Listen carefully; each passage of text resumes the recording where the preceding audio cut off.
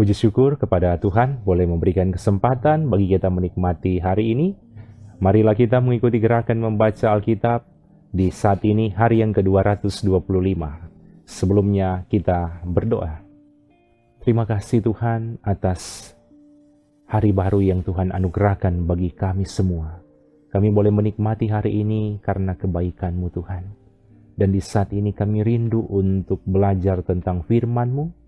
Biarlah Engkau tuntun kami semua, supaya firman ini semakin memperbarui kehidupan kami. Dalam nama Yesus Kristus kami berdoa. Amin.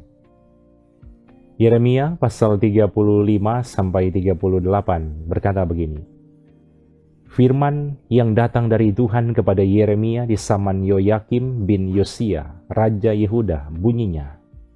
Pergilah kepada kaum orang Rekab, bicaralah dengan mereka dan bawalah mereka ke rumah Tuhan, ke dalam salah satu kamar. Kemudian berilah mereka minum anggur. Maka aku menjemput Yasanya bin Yeremia bin Habasinya, beserta saudara-saudaranya dan semua anaknya, pendeknya segenap kaum orang Rekab. Aku membawa mereka ke rumah Tuhan, ke dalam kamar anak-anak Hanan bin Hikdalia, abdi Allah. Itulah kamar yang di sebelah kamar para pembesar, di atas kamar Maaseya bin Salum, penjaga pintu. Di depan anggota-anggota kaum orang Rekab itu, aku meletakkan piala-piala penuh anggur dan cawan-cawan. Lalu aku berkata kepada mereka, silakan minum anggur. Tetapi mereka menjawab, kami tidak minum anggur, sebab Yonadab bin Rekab, bapa leluhur kami, telah memberi perintah kepada kami, katanya. Janganlah kamu atau anak-anakmu pun minum anggur sampai selama-lamanya. Janganlah kamu mendirikan rumah, janganlah kamu menabur benih, janganlah kamu membuat atau mempunyai kebun anggur, melainkan haruslah kamu diam di kemah-kemah selama hidupmu, supaya lama kamu hidup di tanah di mana kamu tinggal sebagai orang asing. Kami mentaati suara Yonadab bin Rekab, bapa leluhur kami, dalam segala apa yang diperintahkannya kepada kami, agar kami tidak minum anggur selama hidup kami, yakni kami sendiri, istri kami, anak-anak lelaki, dan anak-anak perempuan kami.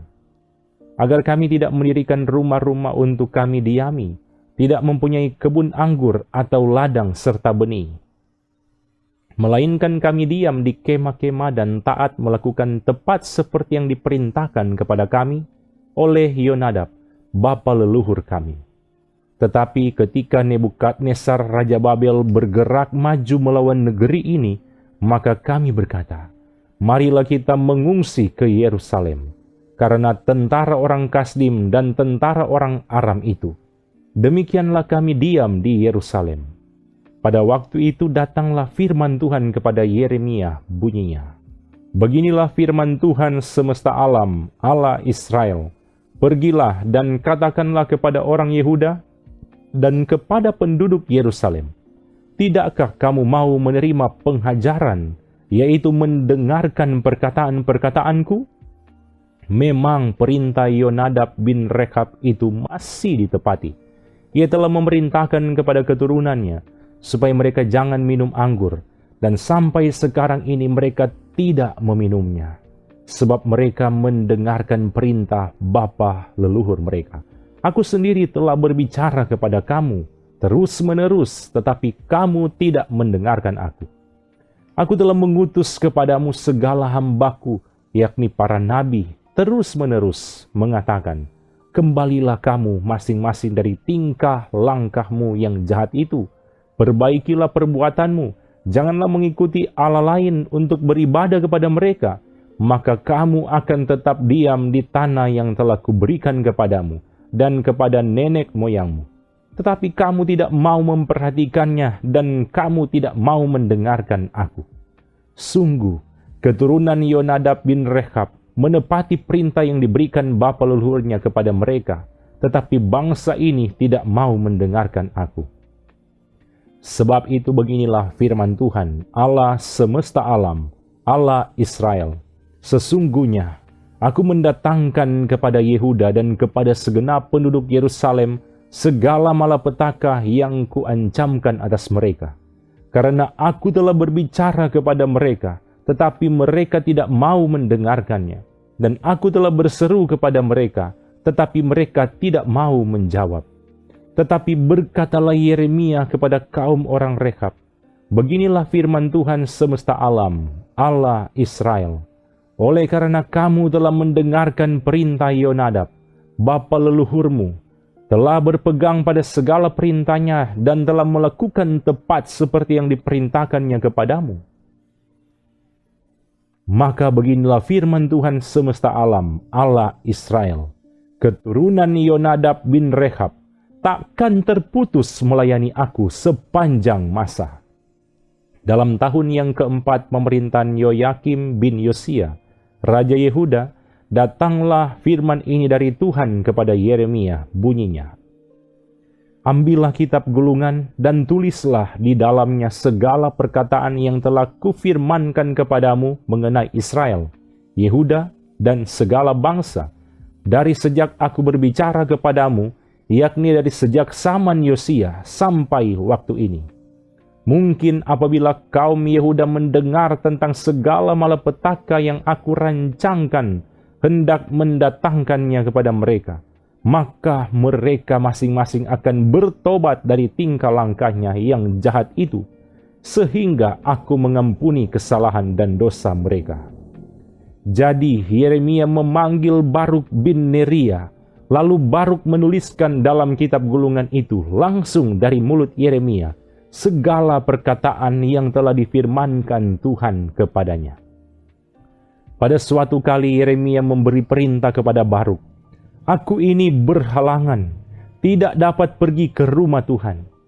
Jadi pada hari puasa engkaulah yang pergi membacakan perkataan-perkataan Tuhan kepada orang banyak di rumah Tuhan, dari gulungan yang kau tuliskan langsung dari mulutku itu.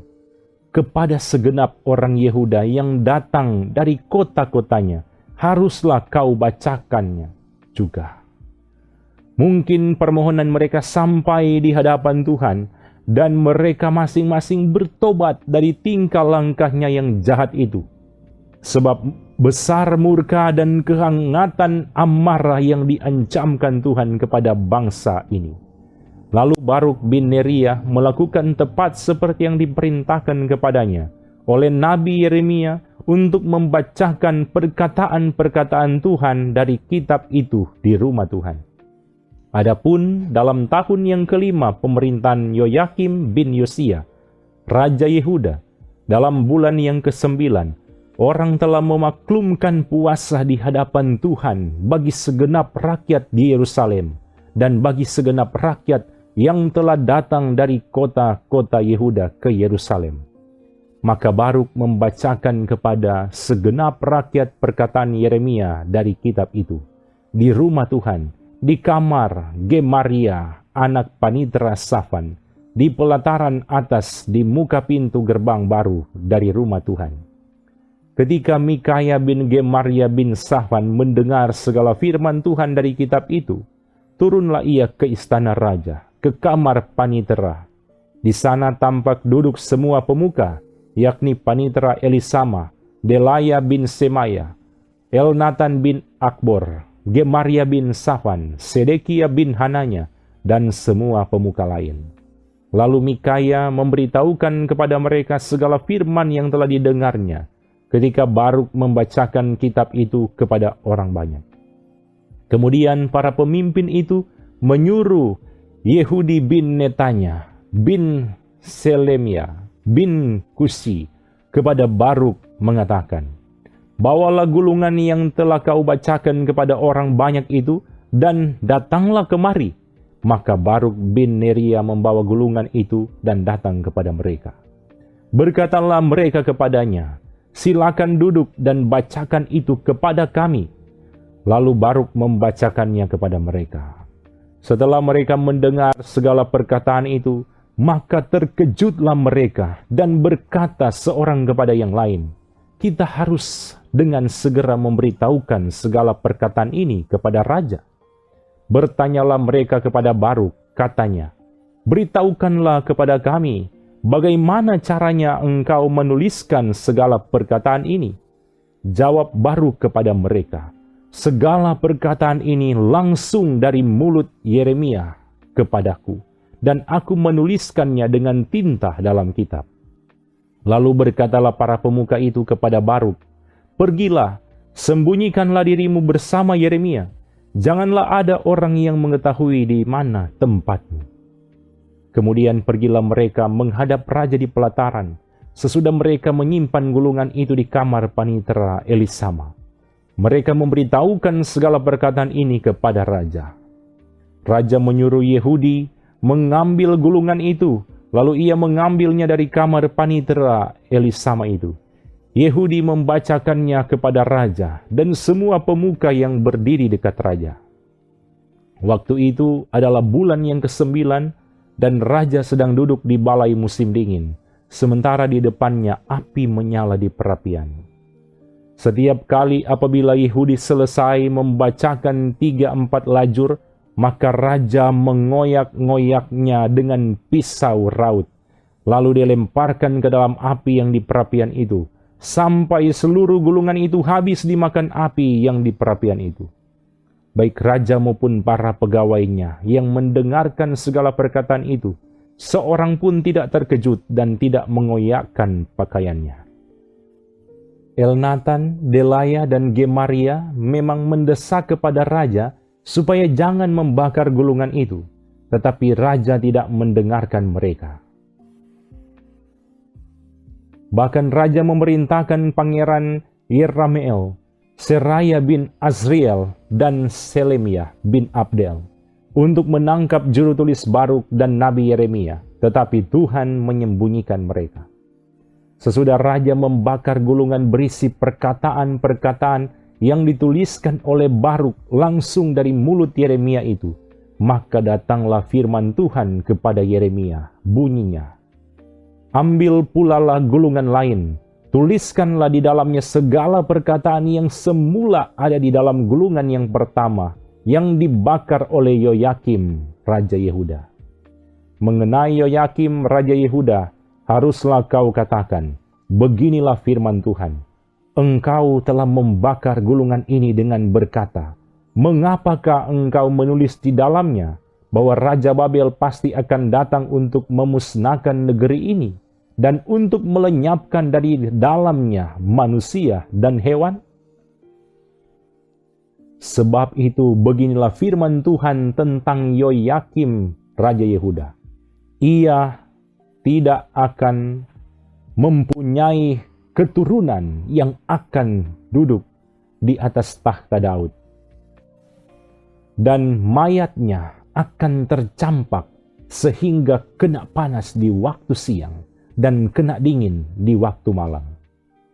Aku akan menghukum dia, keturunannya, dan hamba-hambanya karena kesalahan mereka. Aku akan mendatangkan atas mereka, atas segala penduduk Yerusalem, dan atas orang Yehuda, segenap malapetaka yang kuancamkan kepada mereka, yang mereka tidak mau mendengarnya. Maka Yeremia mengambil gulungan lain dan memberikannya kepada juru tulis Baruk bin Neria, yang menuliskan di dalamnya langsung dari mulut Yeremia segala perkataan yang ada di dalam kitab yang telah dibakar Yoyakim, Raja Yehuda, dalam api itu. Lagi pula masih ditambahi dengan banyak perkataan seperti itu. Sedekia bin Yosia menjadi raja menggantikan Konya bin Yoyakim. Nebukadnezar, Raja Babel, telah mengangkat dia menjadi raja atas negeri Yehuda. Tetapi baik ia, baik pegawai-pegawainya maupun rakyat negeri itu tidak mendengarkan firman yang disampaikan Tuhan dengan perantaran Nabi Yeremia. Pada suatu kali Raja Sedekia menyuruh Yukal bin Selemiah dan Imam Sefanya bin Maaseya kepada Yeremia untuk meminta, berdoalah hendaknya untuk kami kepada Tuhan Allah kita, Adapun pada waktu itu, Yeremia masih bebas pergi datang di tengah-tengah rakyat. Ia belum dimasukkan orang ke dalam penjara. Adapun tentara Firaun telah berangkat keluar dari Mesir. Mendengar kabar itu, maka orang-orang Kasdim yang mengepung Yerusalem angkat kaki dari Yerusalem. Lalu datanglah firman Tuhan kepada Nabi Yeremia, bunyinya, "Beginilah firman Tuhan Allah Israel kepada Raja Yehuda yang menyuruh kamu kepadaku untuk meminta petunjuk. Harus kamu katakan begini, lihat, tentara Firaun yang telah berangkat keluar untuk membantu kamu akan kembali ke negerinya, ke Mesir. Tetapi orang-orang Kasdim akan datang kembali memerangi kota ini, merebutnya dan menghanguskannya dengan api. Beginilah firman Tuhan, janganlah kamu membohongi dirimu sendiri dengan mengatakan, orang-orang Kasdim itu telah pergi untuk selamanya daripada kita. Padahal mereka tidak pergi untuk selamanya. Dan seandainya kamu memukul kalah segenap tentara orang Kasdim yang telah memerangi kamu itu, sehingga di antara mereka hanya tinggal orang-orang yang luka parah, masing-masing di kemahnya, mereka akan bangun dan menghanguskan kota ini dengan api." Ketika tentara orang Kasdim itu telah angkat kaki dari Yerusalem oleh karena takut kepada tentara Firaun, maka keluarlah Yeremia dari Yerusalem untuk pergi ke daerah Benyamin dengan maksud mengurus di sana pembagian warisan di antara kaum keluarga. Tetapi ketika ia sampai ke pintu gerbang Benyamin, maka di sana ada seorang kepala jaga yang bernama Yeria bin Selemia bin Hananya. Ia menangkap Nabi Yeremia sambil berteriak, "Engkau mau menyeberang kepada orang Kasdim?" Dan sekalipun Yeremia menjawab, "Itu bohong, aku tidak hendak menyeberang kepada orang Kasdim." Tetapi Yeria tidak mendengarkan. Lalu ia menangkap Yeremia dan membawanya menghadap para pemuka. Para pemuka ini menjadi marah kepada Yeremia. Mereka memukul dia dan memasukkannya ke dalam rumah tahanan, rumah panitera Yonatan itu. Adapun rumah itu telah dibuat mereka menjadi penjara. Demikianlah halnya Yeremia masuk ke dalam ruang cadangan air di bawah tanah itu. Dan lama Yeremia tinggal di sana. Pada suatu kali Raja Sedekia menyuruh orang mengambil dia. Lalu dengan diam-diam bertanyalah raja di istananya kepadanya, "Adakah datang firman dari Tuhan?" Jawab Yeremia, "Ada." Lagi katanya, bunyinya, "Engkau akan diserahkan ke dalam tangan Raja Babel." Kemudian berkatalah Yeremia kepada Raja Sedekia, "Apakah dosa yang kuperbuat kepadamu, kepada pegawai-pegawaimu, dan kepada bangsa ini, sehingga kamu memasukkan aku ke dalam penjara? Di manakah gerangan para nabimu yang telah bernubuat kepadamu bahwa Raja Babel tidak akan datang menyerang kamu dan negeri ini? Sekarang dengarkanlah, hai tuanku Raja. Biarlah permohonanku sampai di hadapanmu. Janganlah kembalikan aku ke rumah panitera Yonatan. Nanti aku mati di sana." Raja Sedekia memberi perintah, lalu orang menahan Yeremia di pelataran penjagaan dan memberikan setiap hari kepadanya sepotong roti dari jalan tukang roti, sampai pada waktu segala roti habis di kota itu. Demikianlah Yeremia tinggal di pelataran penjagaan itu. Tetapi Sefaca bin Matan, Gedalia bin Pasyur, Yukal bin Selemia, dan Pasyur bin Malkia mendengar perkataan yang tidak henti-henti diucapkan oleh Yeremia kepada segenap orang banyak itu. "Beginilah firman Tuhan, siapa yang tinggal di kota ini akan mati karena pedang, karena kelaparan, dan karena penyakit sampar. Tetapi siapa yang keluar dari sini mendapatkan orang Kasdim, ia akan tetap hidup. Nyawanya akan menjadi jarahan baginya, dan ia tetap hidup." Beginilah firman Tuhan, kota ini akan pasti diserahkan ke dalam tangan tentara Raja Babel yang akan merebutnya. Maka berkatalah para pemuka itu kepada raja, baiklah orang ini dihukum mati, sebab sebenarnya dengan mengatakan hal-hal seperti itu, maka ia melemahkan semangat prajurit-prajurit yang masih tinggal di kota ini, dan semangat segenap rakyat. Sungguh, orang ini tidak mengusahakan kesejahteraan untuk bangsa ini, melainkan kemalangan. Raja Sedekia menjawab, baiklah, ia ada dalam kuasamu, sebab raja tidak dapat berbuat apa-apa menentang kamu. Maka mereka mengambil Yeremia dan memasukkannya ke dalam perigi milik Pangeran Malkia yang ada di pelataran penjagaan itu. Mereka menurunkan Yeremia dengan tali. Di perigi itu tidak ada air, hanya lumpur. Lalu terperosoklah Yeremia ke dalam lumpur itu. Tetapi ketika didengar Ebed-Melek, orang Ethiopia itu, ia seorang sida-sida yang tinggal di istana raja, bahwa Yeremia telah dimasukkan ke dalam perigi, pada waktu itu raja sedang duduk di pintu gerbang Benyamin. Maka keluarlah Ebed-Melek dari istana raja itu, lalu berkata kepada raja, ya tuanku raja, perbuatan orang-orang ini jahat dalam segala apa yang mereka lakukan terhadap Nabi Yeremia, yakni memasukkan dia ke dalam perigi. Ia akan mati kelaparan di tempat itu, sebab tidak ada lagi roti di kota. Lalu raja memberi perintah kepada Ebed-Melek, orang Ethiopia itu, katanya, bawalah 3 orang dari sini, dan angkatlah Nabi Yeremia dari perigi itu sebelum ia mati. Ebed-Melek membawa orang-orang itu dan masuk ke istana raja, ke gudang pakaian di tempat perbendaharaan. Dari sana ia mengambil pakaian yang buruk-buruk dan pakaian yang robek-robek, lalu menurunkannya dengan tali kepada Yeremia di perigi itu. Berserulah Ebed-Melek, orang Ethiopia itu, kepada Yeremia, taruhlah pakaian yang buruk-buruk dan robek-robek itu dibawa ke tiakmu sebagai ganjal tali. Yeremia pun berbuat demikian. Kemudian mereka menarik dan mengangkat Yeremia dengan tali dari perigi itu.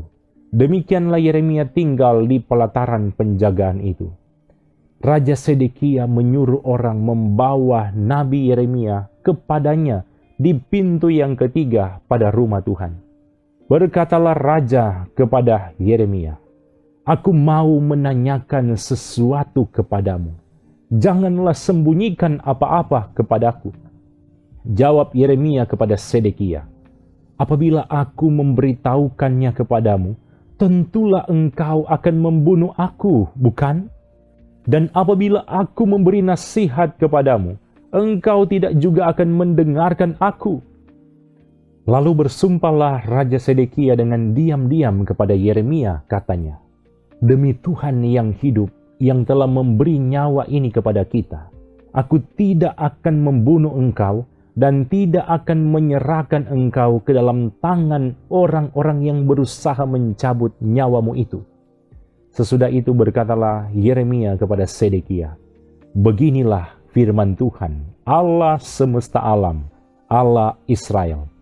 Jika engkau keluar menyerahkan diri kepada para perwira Raja Babel, maka nyawamu akan terpelihara, dan kota ini tidak akan dihanguskan dengan api. Engkau dengan keluargamu akan hidup.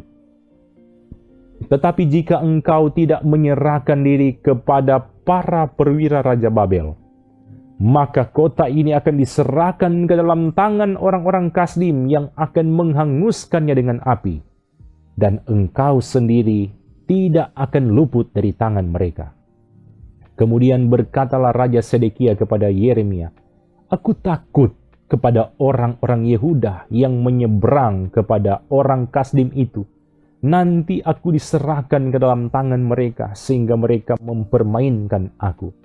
Yeremia menjawab, hal itu tidak akan terjadi. Dengarkanlah suara Tuhan dalam hal apa yang kukatakan kepadamu. Maka keadaanmu akan baik dan nyawamu akan terpelihara. Tetapi jika engkau enggan menyerahkan diri, maka inilah firman yang dinyatakan Tuhan kepadaku. Sungguh, semua perempuan yang masih tinggal di istana Raja Yehuda digiring keluar ke hadapan para perwira Raja Babel sambil berseru, "Engkau diperdayakan, dikalahkan oleh sahabat-sahabatmu." Tetapi baru saja kakimu terperosok ke dalam lumpur, mereka sudah berpaling pulang.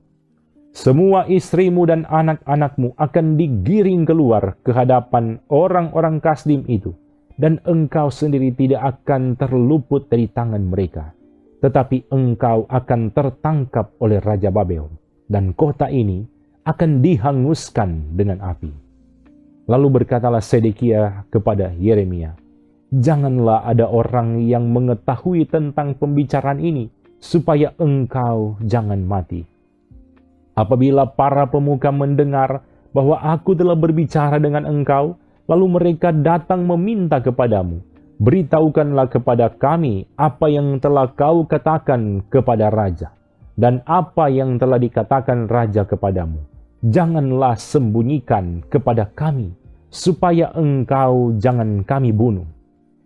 Maka haruslah kau katakan kepada mereka, aku menyampaikan permohonanku ke hadapan raja, supaya aku jangan dikembalikannya ke rumah Yonatan untuk mati di sana." Memang semua pemuka itu datang bertanya kepada Yeremia, tetapi ia memberi jawab kepada mereka tepat seperti segala yang diperintahkan raja. Maka mereka membiarkan dia, sebab sesuatu pun dari pembicaraan itu tidak ada yang diketahui siapapun. Demikianlah Yeremia tinggal di pelataran penjagaan itu, sampai kepada hari Yerusalem direbut. Demikian firman Tuhan. Mari kita siapkan hati untuk berdoa. Terima kasih Tuhan, Engkau boleh berikan kesempatan kami mengikuti gerakan membaca Alkitab. Biarlah bagian firman Tuhan ini boleh kami pahami dengan baik, dan semakin memperbarui kehidupan kami menjadi pribadi-pribadi yang taat dan setia atas perintah-perintah-Mu Tuhan. Biarlah hidup kami semakin berkenan di hadapan Engkau. Diberkatilah semua anggota jemaat yang setia mengikuti pelayanan gerakan membaca Alkitab di saat ini. Tuhan pasti memberkati mereka bersama keluarga mereka masing-masing. Ini doa kami ya Tuhan, dalam nama Yesus Kristus kami berdoa. Amin. Terima kasih saudara-saudara sudah mengikuti gerakan membaca Alkitab di hari ini. Tuhan Yesus memberkati kita semua. Shalom.